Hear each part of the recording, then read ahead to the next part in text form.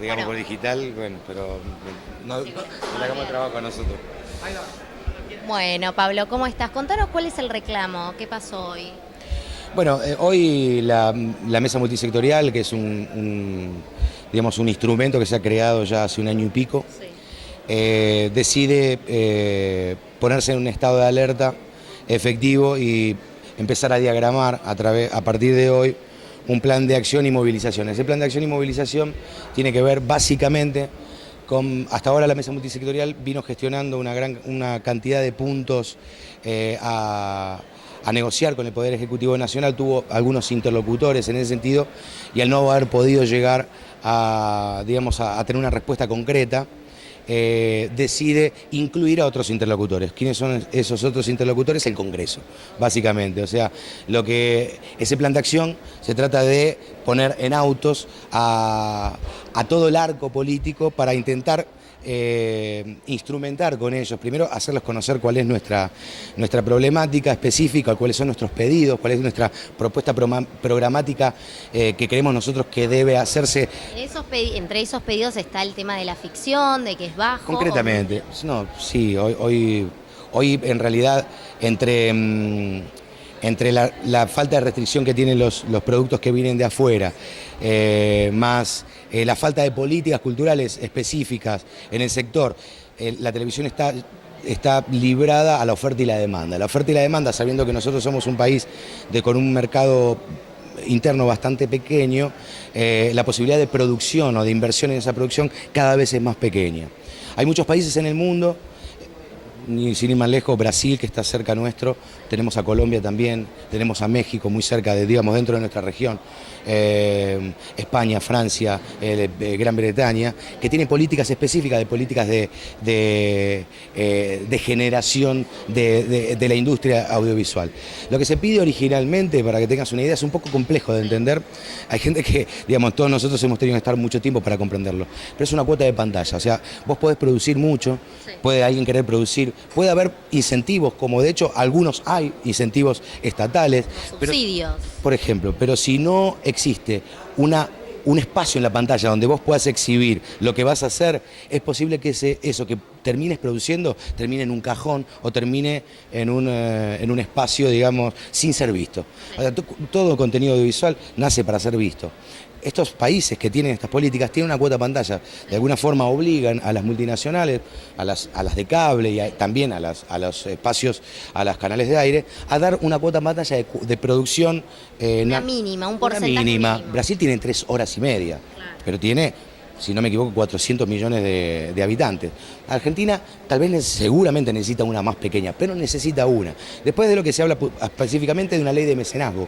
Existe en la ciudad, por ejemplo, la ley de mecenazgo efectivamente para la generación de productos audiovisuales. Bueno, se pide algo similar que se haga extensivo a todo el país. Esa sería la manera de abordar esta problemática. Exacto, con este racimo. También una ley de promoción industrial. Tal vez que esas empresas que son obligadas de alguna forma a coproducir en la Argentina, que tengan una cierta posibilidad de exención impositiva para que no sea una obligación solamente producir y no tengan ningún beneficio, tengan un beneficio efectivamente económico en lo que es la producción, en lo que es no tener que pagar ciertos impuestos para poder reinvertir, que naturalmente los haría reinvertir. En Brasil ha sucedido eso. Cuando se ha puesto en marcha, les han obligado, han aceptado y han tenido la posibilidad de reinvertir esos dineros que han generado dentro de Brasil como para poder seguir generando contenido que en definitiva ellos lo necesitan porque constantemente en su pantalla tienen que poner contenidos. Digamos, es un abanico de leyes que se está tratando digamos, de lograr. Por eso lo que estamos en este momento haciendo nosotros es, hasta ahora venimos negociando específicamente con el Poder Ejecutivo, no hemos obtenido las respuestas, más allá de todos los problemas que tiene el Poder Ejecutivo, que sabemos que son muchos, y muchos conflictos, pero bueno, nosotros estamos obligados de alguna forma también en ir a pelear por nuestras necesidades. Entonces, estamos con el Poder Ejecutivo, si el Poder Ejecutivo sigue recogiendo ese guante del diálogo, y lo que queremos es abrir el espectro tanto al oficialismo como a la oposición, para que ir a las provincias para traer el reclamo de ellos y sumarlos a la mesa multisectorial, sobre todo para que ellos se den cuenta de que este es un movimiento federal. Y hace poco estuviste en Mendoza también. Estuve en Mendoza, sí, estuve estuve en el plan, en un programa del Instituto de Cine y Artes Audiovisuales que se llama Cine Inclusión, haciéndole llegar a los vecinos puerta a puerta algunas películas y bueno, tratando de contagiar no solamente como espectadores, sino también en la posibilidad de que cualquiera de ellos, si bien tiene el deseo, el sueño de ser parte de este maravilloso mundo del cine y del audiovisual, ya sea escribiendo, actuando, como sea, siendo un técnico, sonido, vestuario, lo que sea, cámara, que participen también. Excelente. Y cambiando de tema, felicitaciones porque la justicia falló a favor de Sagay, Sí. donde sos protesorero, ¿no? Si no me confundo. Sí, exacto. Y por la causa de administración fraudulenta, que Sí, las se dos decía cosas. que lo habían hecho, pero finalmente, Bueno, ¿cómo te sentís? este tipo de cosas, en una entidad tan fuerte como Sagay, siempre hay posiciones encontradas y hay, digamos, conflictos de intereses contrapuestos. Una era la causa por administración fraudulenta, que la doctora Zucconi falló a favor con un dictamen, digamos, realmente que nos respaldó en su totalidad, o sea, casi los argumentos que vinieron de la defensa fueron los utilizados por la doctora Zucconi, o sea que dejó sin ningún tipo de duda fuera que no existió. No ni en negatoria. Fuimos Martín, Seffel, Marrale, Jorge Marrale y yo fuimos a la primera rueda de indagatoria, lo que sí hizo que la segunda, que estaban Pepe, Soriano, Sí. Cacho Santoro y Sebastián Bloch, la desistió. Eso es muy bueno. Y también la noticia de que el fiscal Troncoso no apeló, entonces que ya solamente la apelación fue del demandante. Eso fue, por un lado, digamos, un tiro para el lado de la justicia. Que yo le digo. ¿Fueron culpables? Digo, ¿podían llegar a ir 4 años de prisión? ¿Tuviste miedo en algún momento? No tuve miedo porque sabía que nos asistía la verdad. Confío en la justicia, realmente confío en la justicia, más allá de los vaivenes y podemos sentarnos a discutir cuáles son los conflictos y los problemas que hay en la justicia, pero confío, siempre he confiado, siempre que he tenido alguna situación con la justicia con respecto a cuando estás en una entidad tenés muchas cuestiones que muchas veces te apegan a la justicia. Cuando vos obrás de una forma transparente, clara y con la verdad de tu lado, hay una sensación interna de tranquilidad que te va llevando hacia adelante. Así que eso estuvo ¿Cambió claro. algo después de esto? Digo, ¿van a ir a asamblea como sí se pidió en su momento? Sí, ahora viene una asamblea extraordinaria que se tratará en estos temas y se informará a la asamblea. Hubo otra cosa muy favorable para nosotros, que te lo recuerdo, que fue el dictamen de la Inspección General de Justicia hace un año y pico. Una entidad que se llama Interartis, que es fogoneada por Andrea del Boca, la compañera Brandoni. de Boca, Brandoni y Gianola, logró una personería jurídica colisionando con los estatutos de Sagay, que es la que por decreto ley es la que exclusivamente puede recaudar y repartir para los actores y actrices argentinos y extranjeros, logró una personería jurídica para hacer exactamente lo mismo. Tuvimos un ida y vuelta de negociaciones que estuvieron en cabeza del tesorero de la entidad, de Martín Seffel, por su cercanía también al Poder Ejecutivo, y se logró un dictamen de la IGJ favorable a Sagay, donde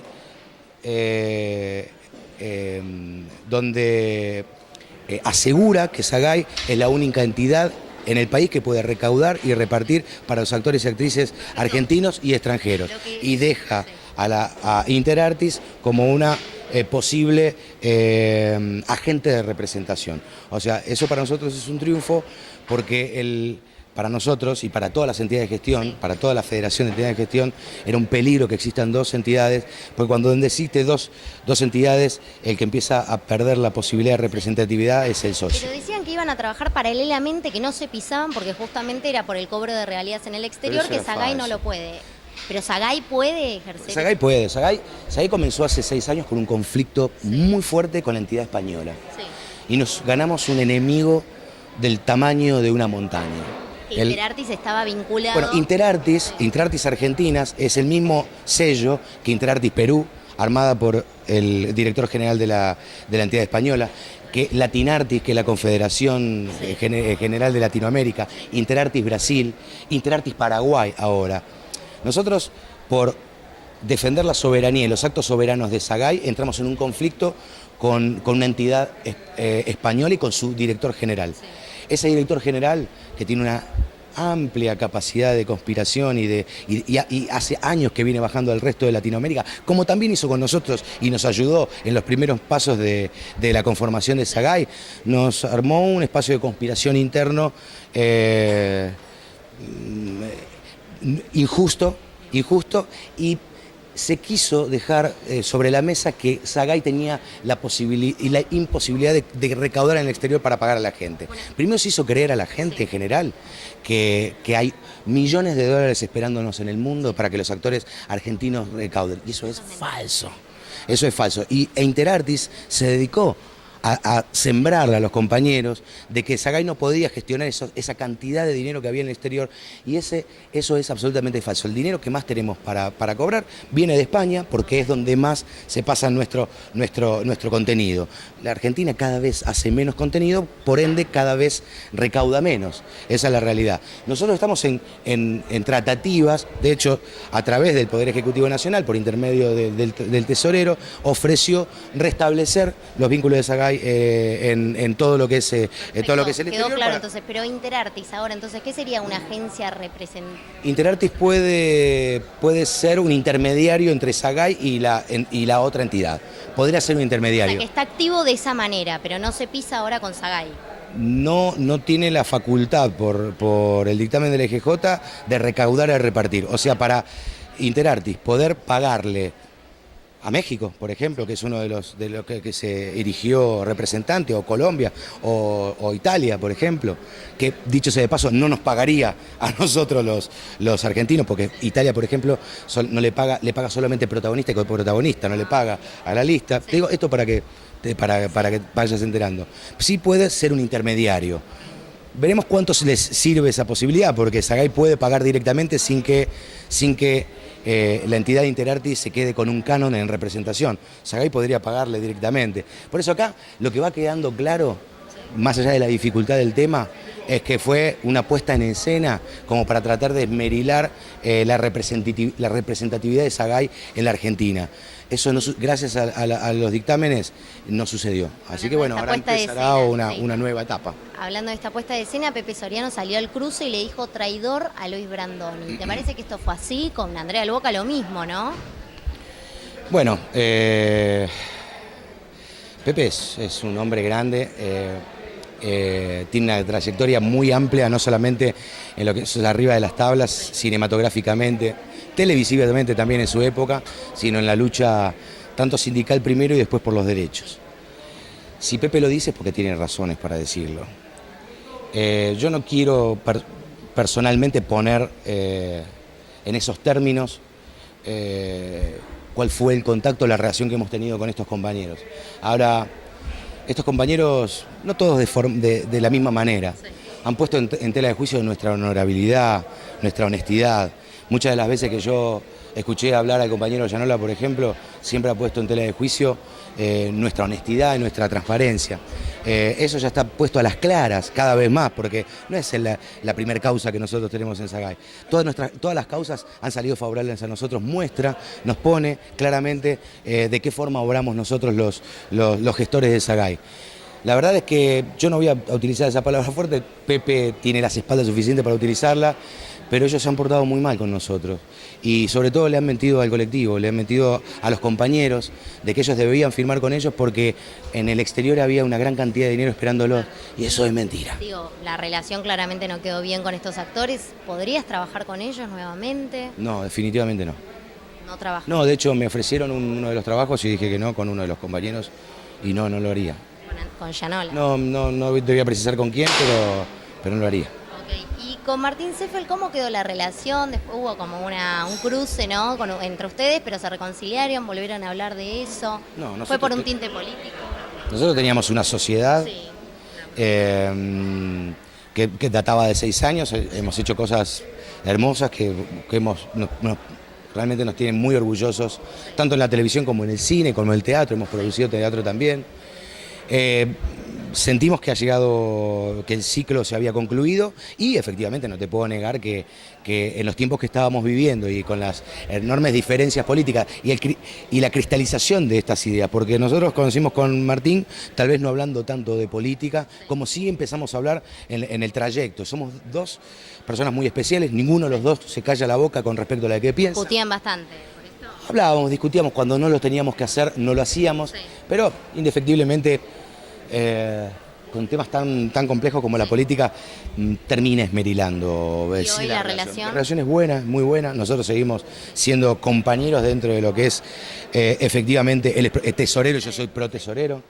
Y seguimos adelante en lo que son las necesidades nuestras, las internas de Sagay y las grupales, ¿no? Acá está multisectorial, él estuvo en la gestión efectiva de lo que fue todas estas cuestiones y él lo llevó, lo enarboló con su presencia y con su gestión las cuestiones internas, tanto de lo que, sobre todo lo que tenía que ver con la IGJ, que tenía que ver con una gestión política, y bueno, yo soy otro alfil de esa entidad y vengo aquí con la multisectorial para también tratar de visibilizar este conflicto y bueno, de tratar de llegar a un buen puerto.